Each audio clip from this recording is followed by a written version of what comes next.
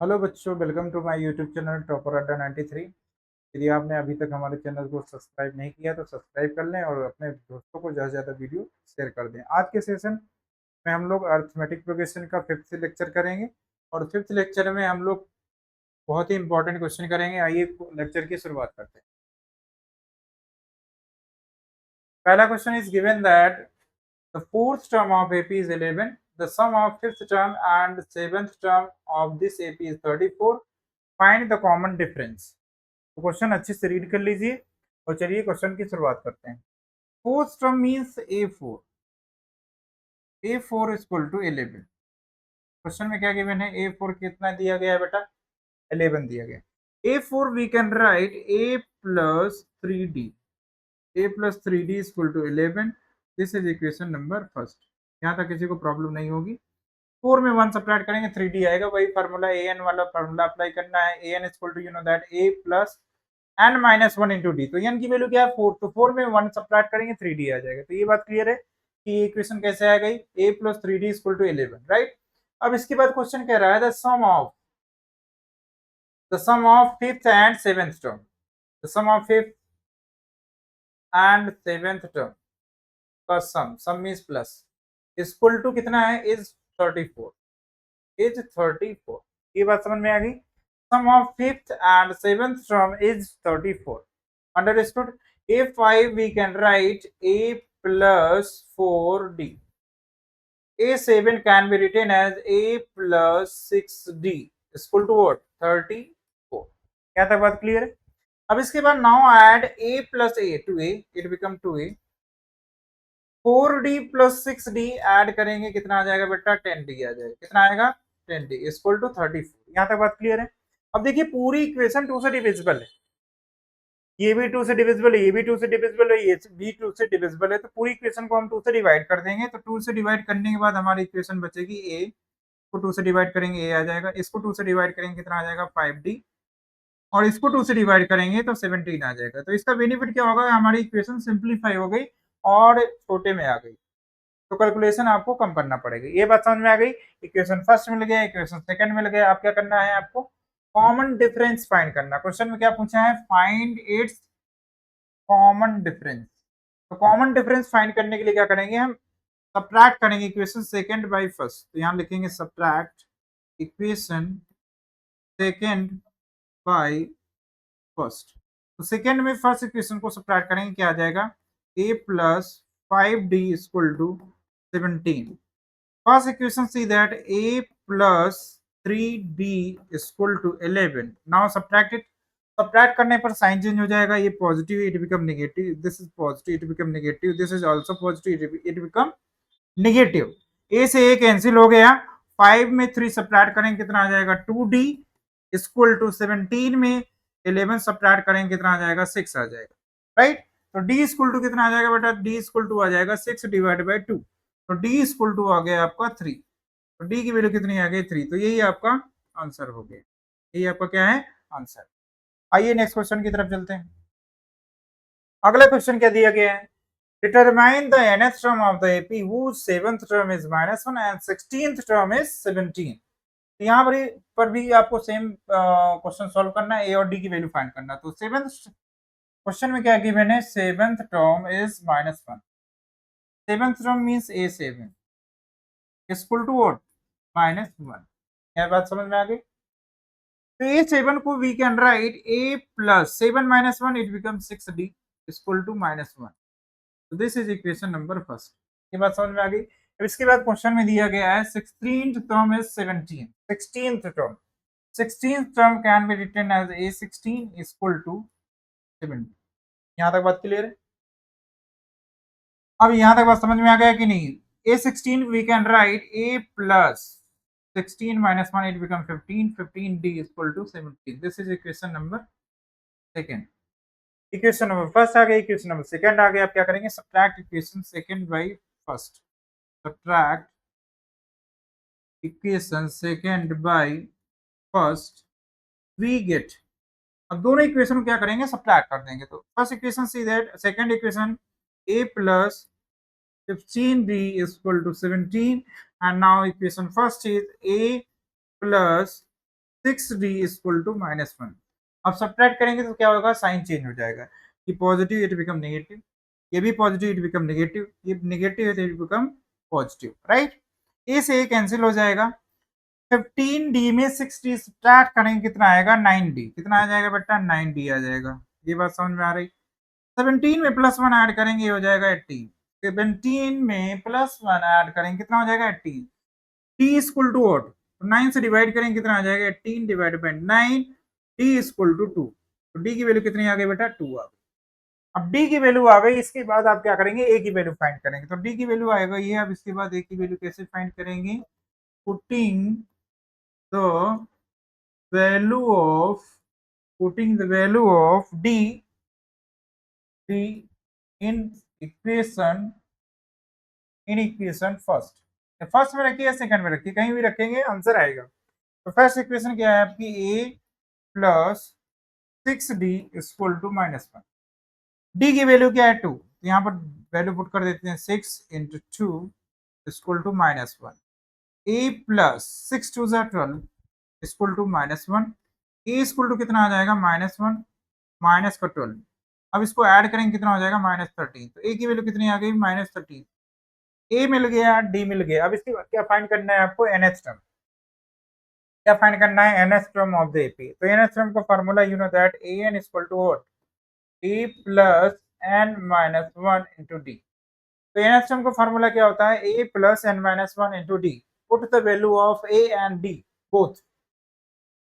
दोनों value put करेंगे, क्या आएगा, a की वैल्यू क्या है बेटा, a की वैल्यू है -13 plus n minus 1 into D की वैल्यू क्या है, 2। अब इसी को फर्दर सॉल्व कर लेना है, क्या आएगा, -13, 2 को अंदर मल्टीप्लाई करेंगे 2n माइनस, यहाँ से कितना आ जाएगा, फाइनल आंसर 2n -13 -2 ऐड करेंगे -15। तो this is the right answer, nth term. तो nth टर्म कितना आ गया बेटा, nth टर्म आ गया आपका 2n माइनस।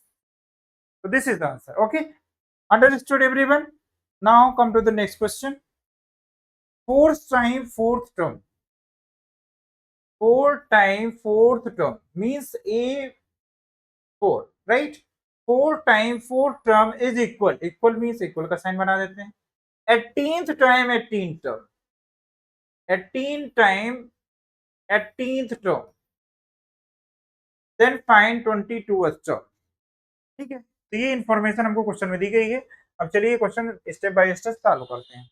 4, a4 को we can write a plus 3d, a plus 3d equal to what, 18। अब यहाँ देखिए 18 को क्या लिखेंगे, a प्लस 7, कितना लिखेंगे, a प्लस 17, राइट। अब 4 से अंदर मल्टीप्लाई करेंगे कितना आ जाएगा, 4a, इट बिकम 4a। 4 3 जा 12, 12d equal to 18a plus, अब 18 का 17 में मल्टीप्लाई करेंगे कितना आ जाएगा, इसको रफा कर लेते हैं। 18 मल्टीप्लाई 17, 5 कैरी 12, 8 1 ऐड करेंगे 6, 306, कितना आ गया, 306d। अंडरस्टूड एवरीवन, यहाँ तक बात क्लियर आ गया, कितना आ गया, 306d। अब यहाँ से क्या करेंगे हम, ये आ गया 18a, सॉरी 18a होगा। अब 18a 4a, अभी कौन सा नंबर बड़ा है, ये 18a है और ये क्या है आपका 4a। तो इसको राइट साइड शिफ्ट कर देते हैं, कितना आ जाएगा, 18a माइनस का 4a प्लस 306d माइनस का 12d इक्वल टू व्हाट, 0। यहाँ पर कितना आ जाएगा, 0। यहाँ मतलब यहाँ तक बात क्लियर हो गई सभी को। अब 18 में 4 सब्ट्रैक्ट करें कितना आ जाएगा, 14d। कितना आ जाएगा, 14d, सॉरी 14a आएगा। कितना आएगा, 18 में 4a सब्ट्रैक्ट करेंगे कितना आ जाएगा, 14a प्लस 306d में 12d सब्ट्रैक्ट करेंगे कितना आ जाएगा, 306 में 12 सब्ट्रैक्ट करेंगे कितना आ जाएगा, 4, और ये हो जाएगा आपका 8 और ये हो जाएगा 2, 284। कितना आएगा, 284d इक्वल टू 0। कितना आएगा, 2,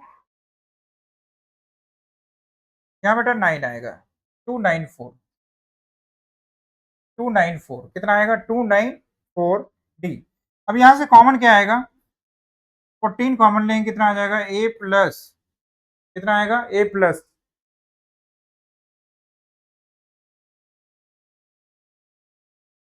ए प्लस 21d तो सब्ट्रैक्ट डिवाइड करेंगे कितना आ जाएगा ए प्लस 21d। अब 14 से इसको डिवाइड कर देंगे कितना आ जाएगा a plus 21d। A plus 21d equal to 0। A plus 21d equal to 0। Understood everyone. अब a प्लस 21d को वी कैन राइट a22। कौन सा टर्म है a22 टर्म है और यही आपको फाइंड करना था कि find 22th term is what. तो a22th टर्म क्या आ जाएगा आपका 0 आ जाएगा। 22th टर्म कितना हो जाएगा 0 हो जाएगा। अंडरस्टूड। तो ये बात क्लियर हो गई। यहाँ पर कितना आएगा 294 सब्ट्रैक्ट करने पर कितना आएगा 294d। अंडरस्टूड। ये क्वेश्चन सॉल्व हो गया। आइए come to the next question. Question number 5. See that sum of second and seventh term of the AP is 30. यहाँ पर क्वेश्चन में इंफॉर्मेशन क्या दी गई है कि सेकंड टर्म और सेवेंथ टर्म का सम कितना है 30। Sum of second term and seventh term of the AP is 30. Second term we can write a plus d. Seventh term we can write a plus 6d is equal to what 30. Now further solve it a plus a to a it become 2a plus 6 और d add करेंगे कितना आ जाएगा 7d equal to 30। This is equation number first. यहाँ तक बात clear है। अब इसके बाद क्वेश्चन में बोला है कि 15th term is 1 less than twice its 8th term. Twice its 8th term में लेस देन कितना है 1 है तो -1 कर देंगे। Understood everyone. यहाँ तक बात समझ में आ गई होगी। A15 can be written as a plus 14d two bracket में A8 को क्या लिखेंगे बेटा a प्लस 7d -1। यहाँ तक बात क्लियर है। अब इसके बाद क्या करेंगे 2 को अंदर मल्टीप्लाई करेंगे। 2 को अंदर मल्टीप्लाई करेंगे क्या हो जाएगा 2a प्लस 2 7 14d -1। इधर क्या है आपका a प्लस 14d। अंडरस्टूड।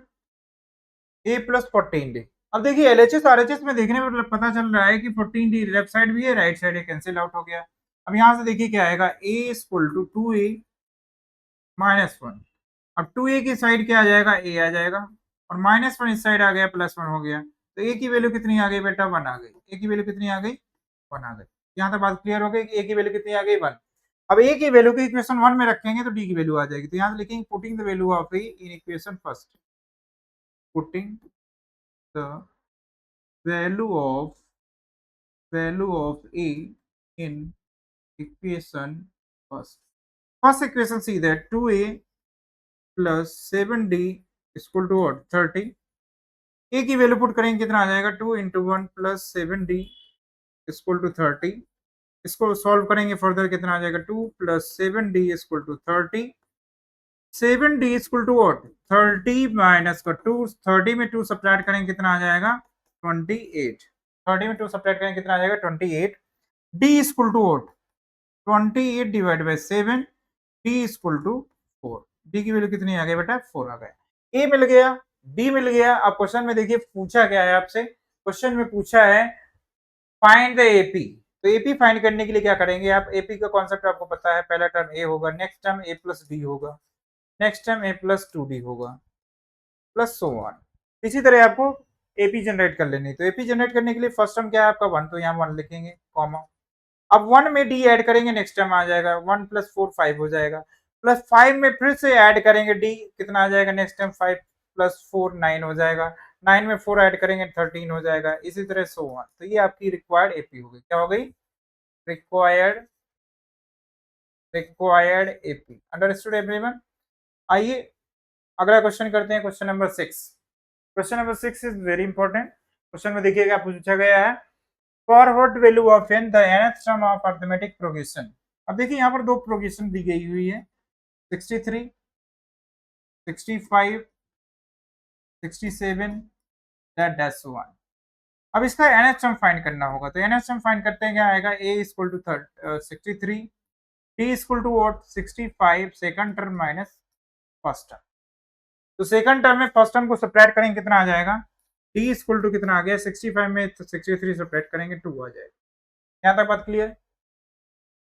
यहाँ तक सभी को क्लियर हो गया। अब an का फार्मूला लगाएंगे। nth टर्म का formula you know that a plus n minus 1 into d। Now put the value an is equal to what, a की वैल्यू क्या है आपका 63 plus n minus 1 into d is equal to 2। Now for the solve it 63 plus ये हो जाएगा आपका 2n minus 2। अब 63 में माइनस 2 सब्ट्रैक्ट करेंगे कितना आ जाएगा बेटा 61 आ जाएगा प्लस 2n। तो ये आ गया nth term first AP.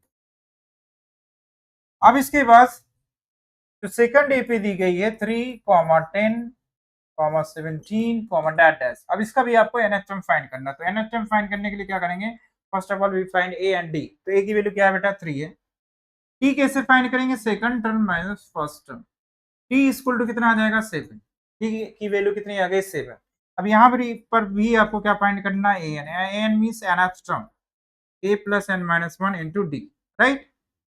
an equal to what, a की वैल्यू कितनी है 3 प्लस n माइनस 1, d की वैल्यू कितनी है 7। अब इसको मल्टीप्लाई करेंगे और फर्दर सॉल्व करेंगे, 7 का मल्टीप्लाई करेंगे ये हो जाएगा आपका 7n माइनस 7। यहाँ से कितना आ गया 7n और 3 माइनस 7 सब्ट्रैक्ट करेंगे माइनस का 4 आ जाएगा, ठीक है। अब अकॉर्डिंग टू क्वेश्चन में क्या बोला है बेटा कि दोनों का nth टर्म इक्वल है। See that according to question nth term of the arithmetic progression and this are equal. यहाँ पर देखिए लास्ट में लिखा है इक्वल है, इक्वल है तो हम भी इक्वल कर देंगे। तो यहाँ से अकॉर्डिंग टू क्वेश्चन क्या हो जाएगा आपका 61 प्लस फर्स्ट एपी का nth टर्म आया था हमारा 61 plus 2n, 60n plus 2n equal to second AP का nth टर्म आया था 7n माइनस 4। अंडरस्टूड। अब इसी को फर्दर सॉल्व करेंगे कितना आ जाएगा 61 प्लस का 4 इक्वल टू 7n माइनस का 2n।